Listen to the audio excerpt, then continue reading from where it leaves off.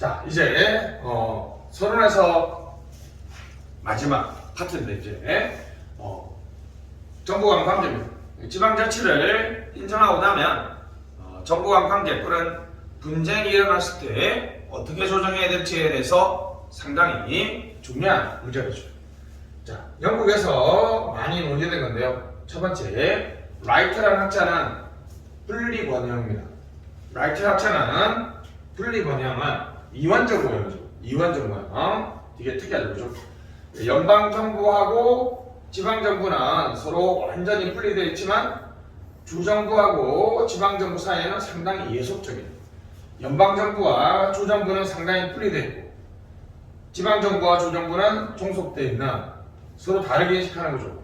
연방과 주는 분리, 주와 지방은 예속적인 거죠.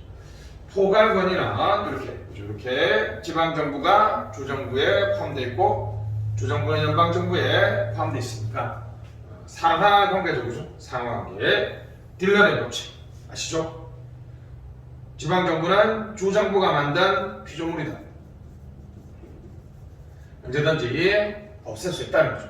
상명하복의 관계고 됐습니다. 중첩 권위가 가장 바람직하겠죠. 그렇죠? 이렇게 서로 독자성을 가지면서도 이렇게 서로 업무를 협조하는 이런 관계가 그렇죠? 우리 중첩 권위죠. 서로 대등한 위치에서 서로 완전히 분리되어 있다. 얘는 완전히 예속되어 있다. 대등한 위치에서 중복되면서도 서로 독자적인 영역을 가지고 있는 이런 영역이 이런 모형이 바람직하다. 이렇게 보고 싶습니다. 던립이라는 학자는 이론에 따라서 분석하고 있는데요. 우리가 보는 전형적인 모형은 다원주의적 관점이죠. 사회의 다양한 가치들이 자연스럽게 정치, 행정적으로 반영되고 그것을 실제로 실행할 수 있다는 체제, 이른바 다원주의 체제에서는 중앙의 요구와 지방의 요구가 서로 꾸준히 변화되면서 서로 요구를 맞춰나가는 역사적 진화 과정의 한 내용을 보고 있고요. 중앙과 지방이 완전히 분리되어 있어 독자적으로 업무를 수행하기 때문에 서로 행정적 합리성에 따라서 예를 들면 규모의 경제의 관점에서는 예를 들면 국방 치안은 어떤 면에서는 그죠? 자연 독점의 영역 또는 철도 이런 것들은 자연 독점의 영역이기 때문에 크면 클수록 경제적이겠죠. 그러면 이제 중앙정부하고 생활 안전은 지역에 맡겨야 되니까 그런 일은 지역에 해야 됩니다. 이런 중복을 배제하고 책임 정지, 시민 참여, 분권화 등 서로 누가 더 하는 것이 중앙과 지방 중에서 누가 더 하는 것이 더 합리적이냐의 관점에서 바라봐야 된다는 것이죠. 됐습니다. 다시 시험은 좀 깊게 오지 않는데요. 다원주의는 역사적 진화 과정, 행정적 합리성 이렇게 기억하시면 되겠습니다. 우파는 이기적 인간을 전시하죠. 그죠? 그래서 합리적이고 이기적 인간의 반분론적인 개체주의 입장에서 즉 공공선택론적 관점에서 공공선택론의 결론은 그죠? 효용 극대화라는 관점에서 중앙과 지방이 어떻게 해야 되느냐 어떤 정책을 추진할 때 예를 들면 사회보장, 재분배 정책을 추진할 때는 중앙정부가 하는 게 좀 최소 비용의 최대 효율을 달성할 수 같고 개발 정책은 중앙 혹은 지방정부 예를 들면 치안, 배당 정책 같은 경우에는 지방정부가 하는 것이 최소 비용의 효용을 극대화할 수 있다고 주장한다는 거죠. 됐습니다. 그래서 우파니까 합리적 경제인 이른바 공공선택론 최소 비용의 최대 효율을 달성하는 과정에서 중앙과 지방이 어떻게 협력하고 어떤 기능을 수행해야 되는지를 연구해 나간다. 안에 내용까지는 잘 안 나오니까 보시면 되겠고 계급 정치론은 지방자치에 대해서 관심이 없습니다. 그렇죠? 마르크스즘인데 지배계급이 지방의 사람들이 불만을 가질 수 있으니까 효율적인 통치의 수단으로서 이용했다는 것이고 엘리트론은 이원국가론입니다. 이원국가론 신마르크스주의와 신배부주의를 설명합니다. 이렇게 하고 있는데 볼 필요 없고 그냥 엘리트론은 이원국가론이다. 됐습니다. 그래서 좀 단순하게 다원주의는 역사적 진화 과정 행정적 합리성을 추구하는 관점에서 중앙과 지방의 관계를 얘기하고요. 자, 신우파는 우파적 합리적 경제인 과정 공공선택론적 관점에서 최소 비용의 최대 효율을 달성하는 과정에서 어떤 기능을 나누는 될지를 설명합니다. 그죠? 계급 정치론은 마르크스주의죠. 지배계급, 자본가 계급이 세상을 통제하는 통치하는 하나의 수단이다. 엘리트로는 이원 국가입니다. 눈으로 보시면 되겠고 요즘에 좀 시험을 좀 잘 안 납니다. 자, 다양한 IGR 모형들이 있는데요. 던샤이어는 하향식 모델, 지방 자치 모델, 정치 체제 모델. 하향식 모델은 딜런 같은 거죠. 대리기관. 지방자치 모형은 지방정부는 중앙정부와 대등한 관계, 광범위한 자율권을 가진다. 그렇습니다. 정치체제 모형은 선거를 전제로 중앙과 지방정치 집단 간의 정치적 관계를 전한다. 일단은 거 보시면 있고, 율다우스키는 협조 강제 모델, 갈등 합의 모델 이렇게 있는 거죠. 협조 강조 모델은 역시 단순한 대리인, 집행자, 대등한 관계는 갈등 협의. 엘코크 대리 모형은 안 봐도 알겠는 거죠. 동반자 모형, 자, 지배인 모형인데 스테워드 청직이네요. 청직이. 지방정부가 자율성을 가지면서도 중앙정부가 통제할 수 있다. 그렇죠. 됐습니다. 우라마차라는 일본의 학자는 수직적 모형, 수평적 모형이 있는데 딱 봐도 아시겠죠, 그죠? 수직적 모형 제한적인 딜란의 법칙이죠. 중앙정부의 지시 명령의 관계다 이렇게 볼 수 있고, 수평적 모형은 상호 경쟁 모형입니다. 로즈의 권력 의존 모형인데, 중앙정부와 지방정부가 서로 다른 자원을 가지고 있음을 강조합니다. 어떤 행정적인 업무를 수행할 때 법적 자원, 계층제적 자원, 정치적 자원, 정보 자원 등이 있는데, 로즈가 보기에는 어느 권력에 더 의존하느냐. 예를 들면 중앙정부는 법적 자원이나 재정적 자원에서 우위가 있죠, 그죠? 지방에서 업무를 추려하려면 지방정부는 지방정부가 현장에서 어떻게 돌아간다는 것에 대한 정보 자원과 조직 자원이 더 강력하다는 거죠. 그래서 각자 필요한 권력에 의존하기 때문에 중앙정부는 이 두 개가 있으니까 정보 자원이나 조직 자원에 의해서 지방정부하고 협력을 하고, 반대로 지방정부는 정보 자원이나 조직 자원은 우수하니까 근데 재정 자원이나 법적 자원은 부족하니까 그것 때문에 중앙정부와 협조를 한다는 거죠. 각자가 가진 권력, 부족한 권력을 서로 메꾸기 위해서 어떠한 의존이나 협력 관계를 맺는지를 설명한다는 것이죠.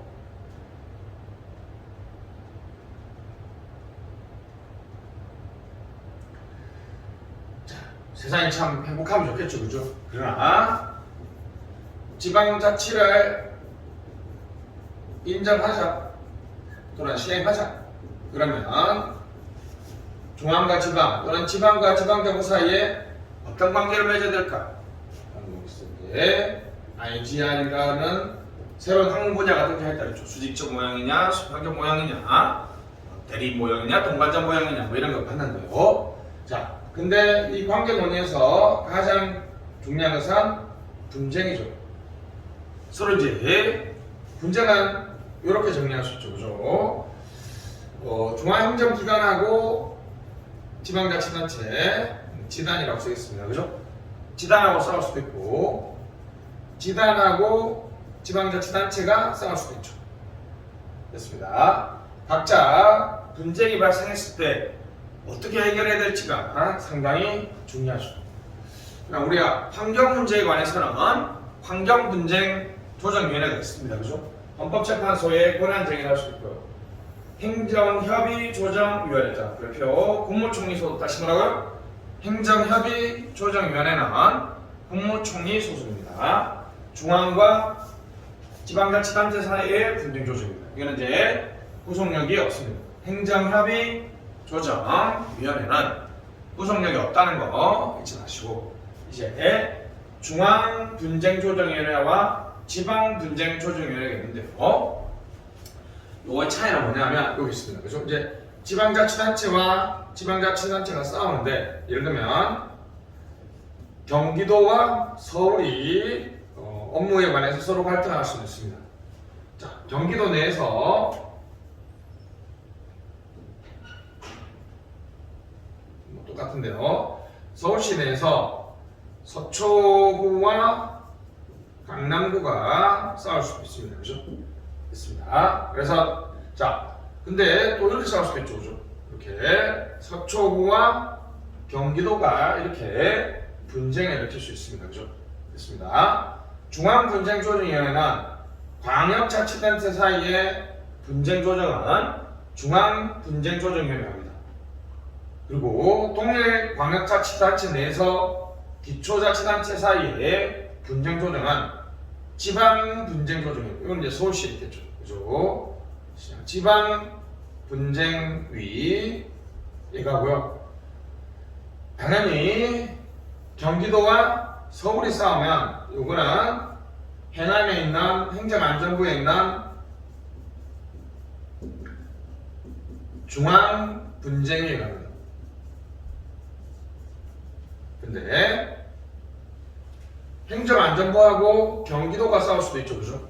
이거는 지방자치단체와 중앙행정기관 사이의 분쟁이니까 국무총리 밑에 있는 행정협의 조정위원회에 간다는 거죠. 그리고 중요한 것은 여기는 구속력이 없다. 자, 요 틀을 가지고 한번 보도록 합시다. 자, 중앙분쟁조정위원회는 행정안전부 소속이고요. 시도와 시군구 간 시도를 관리하는 주겠습니다. 자, 중앙분쟁조정위원회는 행안부 소속이죠. 행안부 소속이고, 자, 시도, 경기도하고 서울, 맞죠? 경기도와 서울, 시도와 시군구. 예를 들면 서울과 서초구가 서로 싸울 수도 있죠, 그죠? 그럼 이제 서울시장 밑에 있는 분쟁조정위원회에 가면 이게 제대로 조정이 안 되겠죠, 그죠? 당연히 무조건 서울이 잘했다 그러겠죠. 그리고 시도를 관리하는 시군구 및 자치구. 예를 들면 서울시 밑에 서초구가 있는데 과천시 옆에 붙어 있습니다. 과천시는 경기도 소속이에요. 그러면 과천하고 서초구는 시도를 관리하는 시군 구조는 그죠? 요 경우에는 경기도 밑에 가기도 그렇고 서울시장 밑에 가기도 그렇죠. 이 세 가지는 행안부 밑에 있는 중앙분쟁조정위원회가 합니다. 지방분쟁조정위원회는 동일 광역자치단체 내의 기초자치단체 간의 분쟁입니다. 이건 이제 시장 소속이죠. 서울특별시장, 충청북도 도지사 소속입니다. 자, 이거는 이렇게 신청에 의해서 직권으로도 조정을 할 수 있고 됐습니다. 조고전이 끝나면 예산을 우선적으로 편성해야 되는데, 자, 만약 분쟁조정위원회에서 결정을 따르지 않으면 이행명령을 할 수도 있고 대집행을 할 수 있다는 측면에서는 우선 구속력이 있습니다. 요 두 개는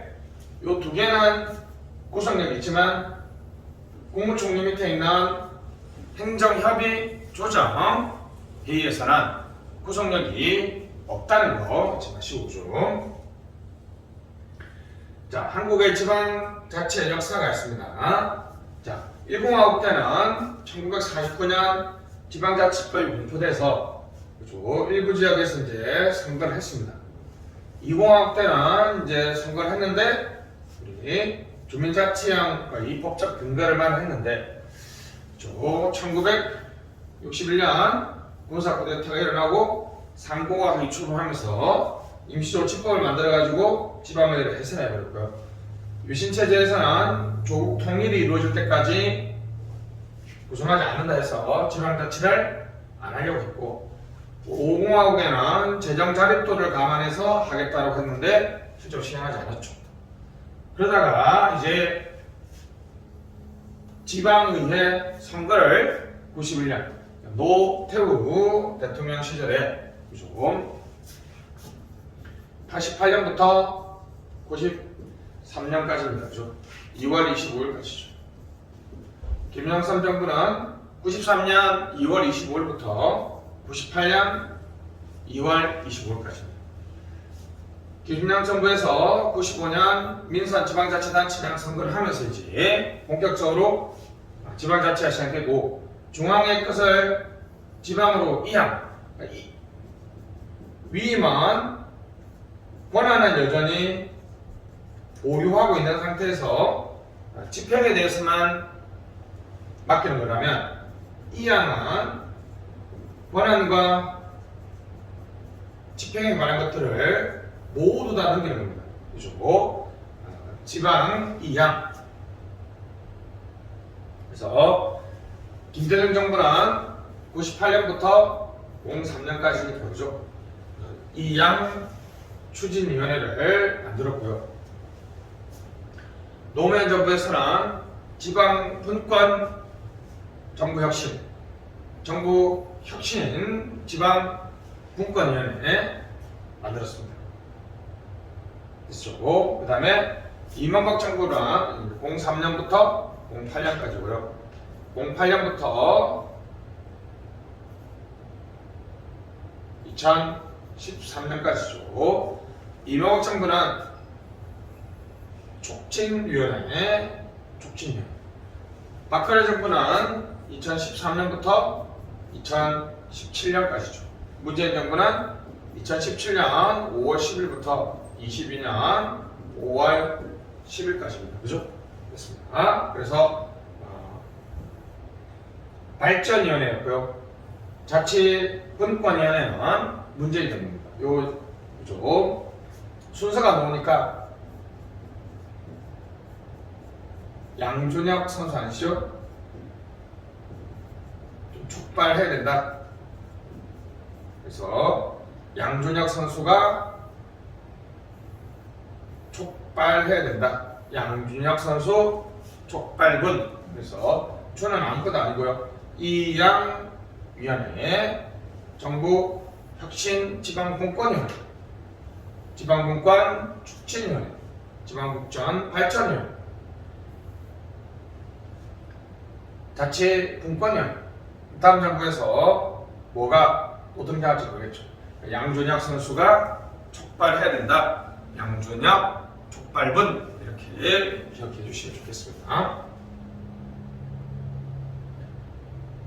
자, 올해 이제 시행되고 있는